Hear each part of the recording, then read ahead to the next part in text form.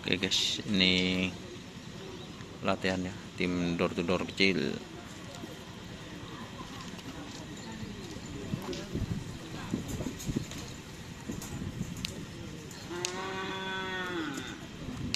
Pak Mahmud